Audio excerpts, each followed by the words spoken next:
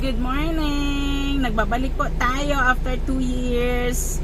Ang last ko pa pong vlog was I think 2023 pa po or 2023. So ngayon po nagbabalik po tayo and ang i-feature po natin ngayon, abangan na lang po.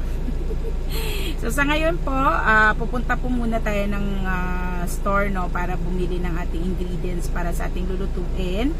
And 2 years ago, syempre di pa tayo marunong mag-drive. Ngayon po ay magmamaneho na ang auntie nyo. Okay, see you in a while. Hi! Magandang hapon sa lahat. So, balik po tayo ngayon sa ating pagbi-video. Ayan, nakita nyo yung mga ibon po dito sa aming lugar. Alright, so by the way po, dito po tayo ngayon sa aming munting tahanan, no? Dito po sa Coronadal City, South Cotabato. Yan. So, anong oras po ba ngayon? 3:00 po ng hapon. At kung nakikita nyo po, ito po yung aming view sa harap ng aming munting balkonahe. Yan ba yung tawag dun? But anyways po, so nagbabalik po tayo ng pagbablog, pagbi-video. So, ito po yung aming surroundings dito. Yan. So, kagaya po ng na-promise ko kanina, no? Magbi-video tayo today. And ang atin pong gagawin for today's video ay magluluto po tayo ng ito po yung aking mga ingredients. Ayan. So, hulaan nyo po kung ano. Ayan. Okay, ito sila. Syempre, hindi po yan adobo. Kapatid po ng adobo. Yan po ay magluluto tayo ng humba. Right? Okay, so umpisahan po muna natin ang pag-prepare ng ating mga sahog, no? Or ating mga ingredients. Ayan, so mag-uumpisa na po tayo magsa-slice, of course, ng ating mga ingredients. So, ito yung ating pang-welcome for our video after 2 years. So, ang pagluluto ng humba. Napakalaki naman po pala ng knife ko, no? Sandali lang. Atin lang pong i-move yung ating tripod. Shout out po pala sa aking magiting na friend. Of course, my office mate, Zaira. Gamit ko na yung tripod mo. Okay, so ayan, mag-umpisa tayo sa ano ba tawag nito dito? Bawang. Okay, so bawang muna and then yung ating sibuyas. Okay, sa akin kasi dapat talaga inaano muna siya. Dapat talaga ano siya, medyo tawag nito, dapat talaga sa bawang bago mo siya ihalo sa mga anumang lutuin, dapat medyo na-press mo siya. Sandali, sana ba yung aking camera? Nawawala ata siya. Ayan, so mahirap yung medyo modern, advanced yung ating tripod. So ang tawag niya dito yata is gimbal. I don't know if meron din pong iba sa inyo dyan na gumagamit. So gaganon-ganon mo na lang siya. Ayan. So eventually, babalik po ako after ko ma-prepare itong ating mga ingredients. Alright? Alright. So ngayon po ay uumpisahan na natin yung ating magluluto. So of course, dapat meron tayong oil. Ewan ko lang yung sa iba, no, kung anong ginagawa nyo sa inyong humba. Meron kasi ibang pagluluto na diretso na lang sila, like parang adobo lang. Pero sa case ko, mas gusto ko siyang pina-fry muna. Yun din yung advice sa akin ng aking mother-in-law. Okay? So, sandali lang. At meron tayong kukunin. Alright. So, una sa lahat, yung atin pong pork. Ito po ang ating pork. Ay, lagyan muna natin siya ng, sandali lang po. I-count muna natin. Lagyan muna natin siya ng spices. So,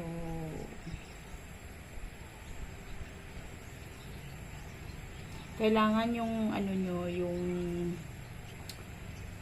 pepper powder sa amin dito kasi, sorry lang ha, shout out kay Kablon. Mas gusto ko yung Kablon na brand. Kasi ayaw ko yung parang hindi matapang yung flavor ng aking pepper. Okay, then of course, some salt. Some lang, konti lang. And of course, lagyan mo ng kaunting toyo. Sa soy sauce naman, ito lalagyan lang ito ha, dato puti. Pero actually ako, mas gusto ko yung Silver Swan. Pasensya ko pala sa mga naririnig nyo ng mga tunog ng sasakyan. Talagang daanan po talaga dito sa amin din. Sa harap namin is also our main road. Okay, so ayan, lagyan natin ng kaunting toyo. Anong pepper. So, mas maging ano na yan siya, guys. Mas maging masarap na itong ating pork. Magkakaroon na yan siya ng flavor. Talagang malalaki yung slice. Kasi, adobo na po yung gagawin nyo pag hindi ganito yung slices niya. Okay. So, dapat talaga malalaki ang slice para humbang-humba siya. Sure. Ayan. Tapos, imimix lang talaga dapat yung pork para dapat meron siyang lasa. Ayan. Okay. So, ganyan siya. Wag lang munang haluan ng suka or yung vinegar. Kasi pag nilagyan mo na siya ng vinegar, may tendency po na titigas yung ating pork. Okay. So, ayan siya. Soak na siya sa kanyang initial na flavor. Yung iba, pinapatagal. Like, nag-overnight sila sa paglagay sa ref, no? Sa akin, okay lang po na at very instant na lutuin mo sila. Diyan mo na lang sila titimplahan. Okay, parang marination na naman yung gagawin nyo, guys. Pero, yun na yun. Okay, so,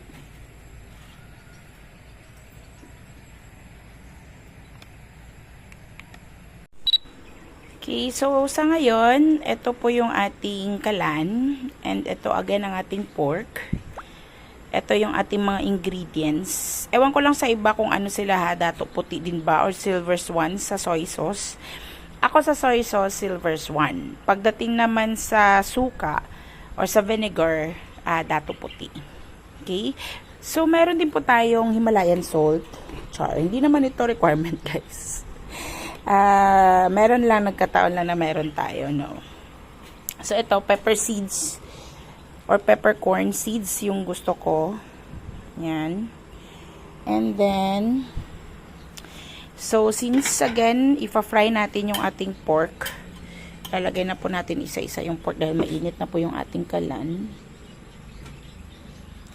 I-off ko po muna siya, baka kasi sasabog yung ating pork.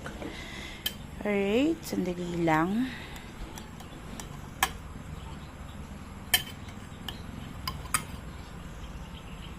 Okay, fry. Fry.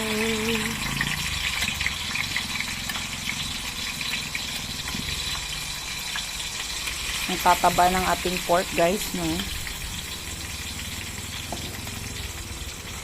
Okay, so ganyan kasi ang masarap sa humba. Ayaw ko yung boring. Ayaw ko yung walang taba. Kasi hindi siya yung humba na tradisyonal. Diba?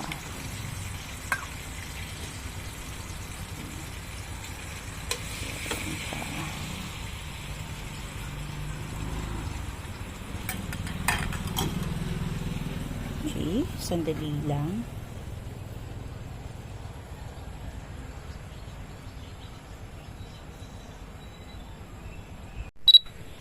Now, umpisahan na po natin yung ating pagluluto.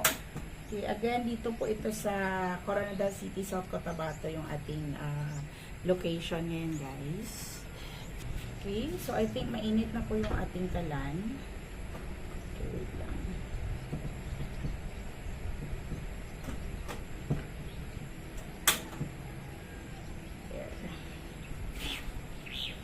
Okay, dahil tayo ay nasa bundok, by the way, guys. Hindi natin maiiwasan yung ating mga kaibigan. Okay, so, ayan siya. Gumagalaw yung ating camera. Hello! Alright, so, ayan na po. Pinafry na po natin siya ngayon, yung ating pong humba. Okay, so, kailangan naka-fry. I don't know with yung iba, kung ganyan din ba yung style niyo, pero yung sa akin, mas gusto ko siya naka-fry. Okay, so, takpan muna natin guys, para lang po, mas maluto po siya. Okay, so, still frying po yung ating pork, pero wag naman natin yung sobrang fried, yung tama lang. Yung sa iba kasi, tinatanong nila kung paano yung humba naging parang firm. Ito daw po yung secret na, hindi na siya secret kasi sinabi. Yun daw po yung ginagawa, no? Dapat pina-fry. Yan. Saka malalaki dapat ang cut ng ating pork. Kasi kung maliliit, either adobo or menudo yun. Joke lang po yun. Yung iba kasi maliliit yung pagka-slice. So, kanya-kanyang style po yan. Sa atin, talagang dapat malalaki. Kasi nga, humba. Ano po yung pinagmula ng humba? Ewan ko lang, dito sa amin, sa South Cotabato, isa rin talaga ito siyang sikat na recipe na parating niluluto.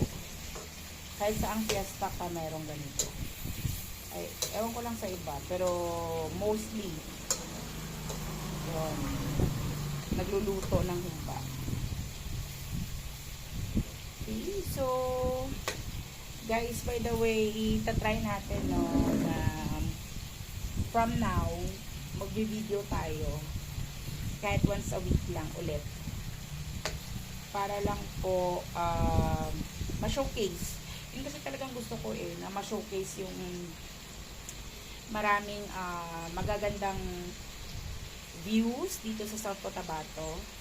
So, yun yung primary na gusto ko talagang i-showcase. And of course, magluluto-luto din tayo pag may time. So, noon guys, yung hindi pa po ako nag-aasawa, marami akong mga alam na luto. Ngayon na nag-asawa na po ako, kain na lang. Joke po, no? So, yun lang. Gusto ko lang mag-share kasi, maganda din sa tawag niyan. Pag relieve ng stress, yung nagluluto ka. So, ayan, pinafry. Sa iba, mag-comment na lang kung yan din ba ang pagkaluto nila ng humba. Kasi nga, dito sa amin, ito, talagang pinafry siya. Hindi naman siya yung sobrang pag-fry. Kahit ma-brown-brown lang yung pork, guys. Kasi nga, yun yung magpo-provide sa kanya ng firmness. Ayan na ang aking hobby.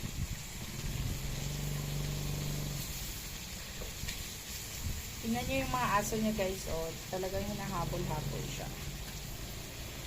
Alam niya nila pagpadating na yung kanilang amo. At sinusundan siya. Sinusundo siya. Ayan. Okay.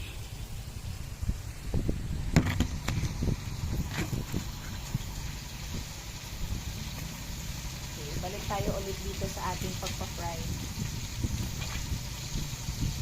Dito sa place namin, maganda dito guys. Kasi malamig and at the same time, wala pa masyadong tao. Hindi pa siya crowded.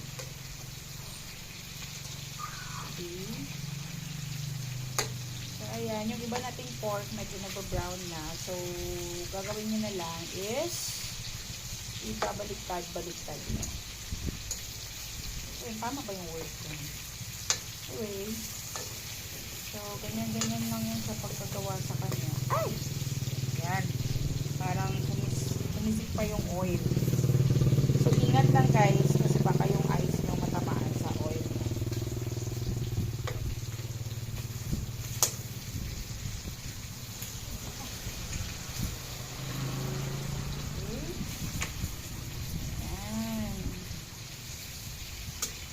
yung pork natin na iba, dahil medyo brown na, i-move lang natin siya.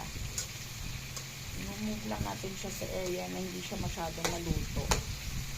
Kasi pag ganun, magiging fried pork na siya. Hindi na siya humba. Okay? Alam nyo guys, ilang taon na rin na hindi ako nakapagluto ng humba talaga. Usually, yung mga humba, natitikman ko na lang somewhere. Ngayon, talagang ako talaga yung nagluto. Okay? Isip ko kasi magandang return or welcome back. Yung magluto ng humba. Kamusta de? So, pina-fry muna natin. Daling ko na lang muna ito sa loob. Alright. So, now check natin kung kamusta na ba yung ating pork.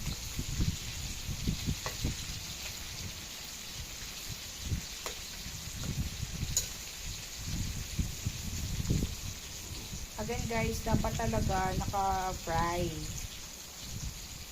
Brown siya na style. Huwag naman yung parang hindi siya naluto.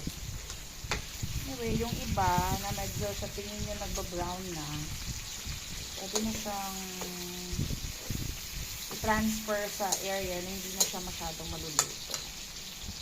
Then, ilalagay mo na naman yung makapal para yun yung maluluto. Talagang babantay-bantayan nyo ito kasi hindi din pwede na masobrahan yung pagka-fry.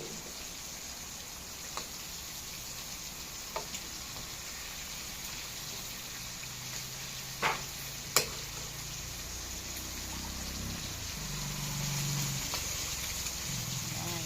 Bantayan nyo rin kasi parang nang-aaway itong ating pork. Diba? Siyempre pag pina-fry mo, yung oil tumatalsik. Yan. Okay na yata itong iba guys. Okay. Ouch!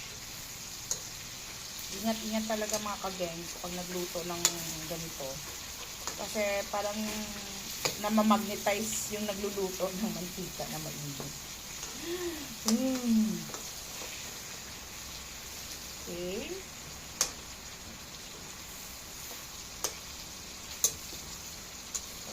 Brown lang yung kanyang gagawin.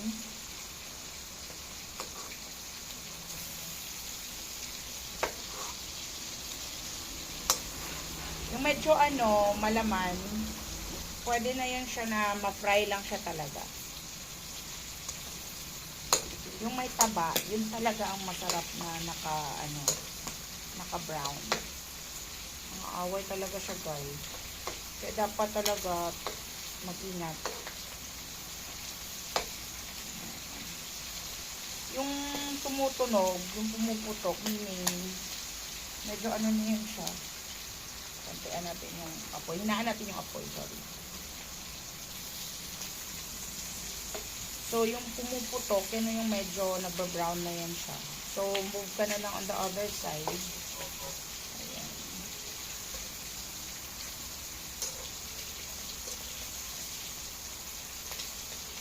Yung iba, yung ginagamit nila yung tong, pang-ipit. Okay? Kasi mas nadadalian sila nun. Ako naman, mas nadadalian ako sa ganitong klaseng anong tawag dito? Sa amin, luwag. Okay? So, ayan siya. Oh, okay na yung iba. Ayan. Pumuputok-putok pa talaga siya, guys. So, yan yung ating ibig sabihin ng pagpa-fry.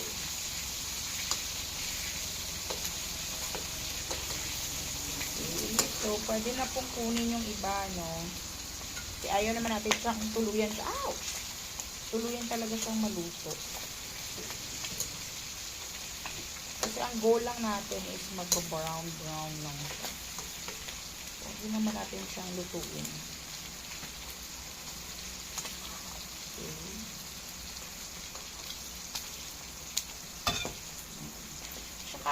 Ouch! ba yan? Saka ito din ay other way of making sure na yung lasa na nilalagay natin kanina will be soaked or will be absorbed ng karne. Okay, so kunin ko na yung iba.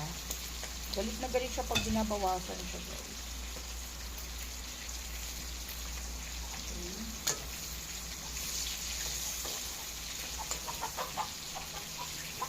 Ayan. So, kukunin na natin dahil ayaw rin natin siyang tuloyin siyang maluto.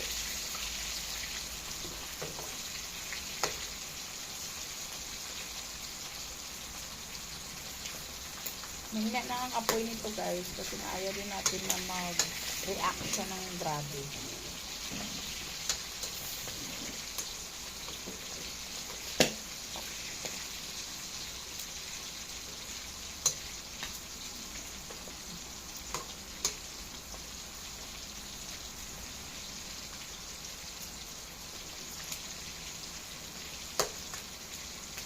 Alright.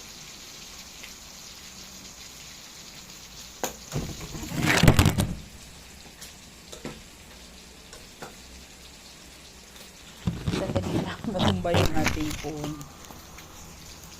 So, talagang masakit pag tinatamaan ka ng putok niya, guys. So, dapat medyo, guarded ka, kumbaga.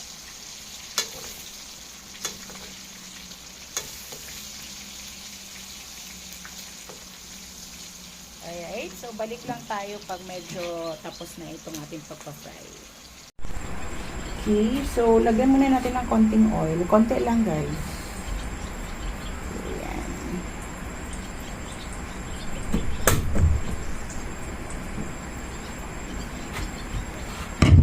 And then, of course, unahin natin yung ating bawang. Sa amin, ito po ay ahos. Ilagay natin yung ating ahos. By the way, mga kagengs, ako pang nagluto po. Dapat maraming sahog. Ayaw ko yung konti lang yung spices ko. No, sa big no. Dapat marami. Kasi ito yung nagbibigay ng lasa. Of course, yung ating sibuyas. Sibuyas Bombay. Okay.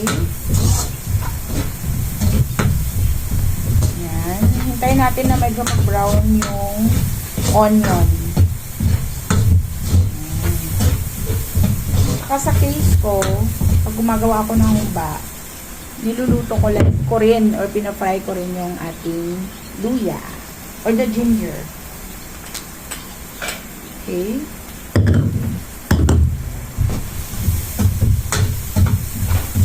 Para sasama dun sa lasa. Okay. Ayan. And then, ibalik natin ulit yung ating bida. Ating pork.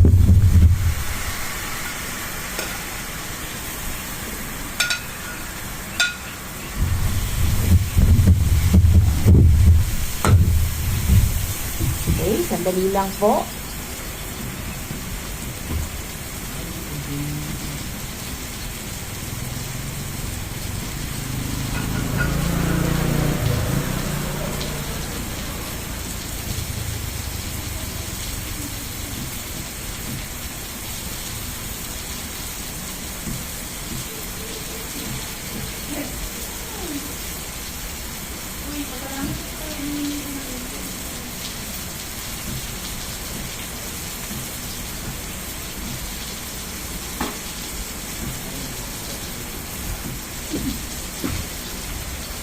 Alright, so nandito rin po yung ating water.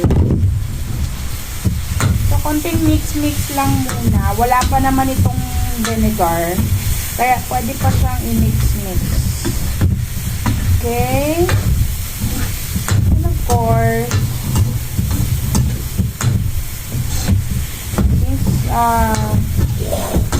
kapag ano. Okay, so lagyan natin ng suka. Kaunti. Tapos sabi ng iba, pag naglagay ka ng suka, don't mix it. Huwag mo talaga siyang ibag or ihalo-haluin. Hayaan mo na muna siyang kumulo. Tapos, para mag-evaporate yung vinegar. So, don't touch it. Alam mo naman yun guys, kasi parang nangangamoy naman siya eh. Iba talaga yung dato, puti na suka. Pero sa akin kasi may halo na rin yung tuba para mas masarap. Okay, so pwede na siyang haluin. Okay. And then, lalagyan na natin siya ng yung ating soft, yung ating water.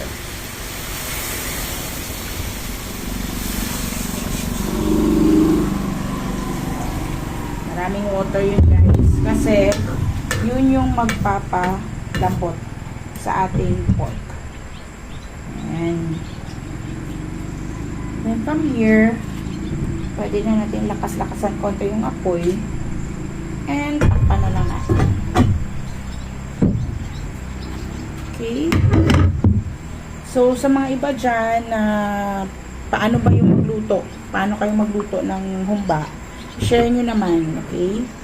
So, ipasok ko lang muna ito sa loob, yung mga hindi na kailangan. Kasi kailangan dapat, walang mang-storbo sa pagluto.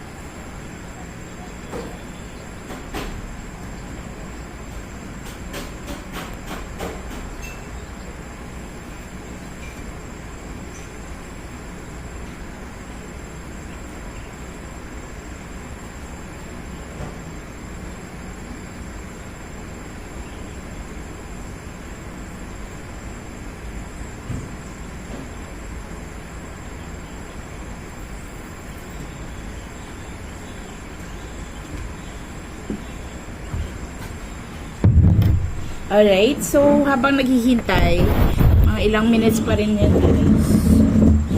So, pwede tayo maupo-upo. At tayo magchichika. Ako pala guys ay mahilig sa water with ice. Ayan. Hindi naman masyadong halata nung na nagluto tayo ng humba. So, ito yung ating favorite.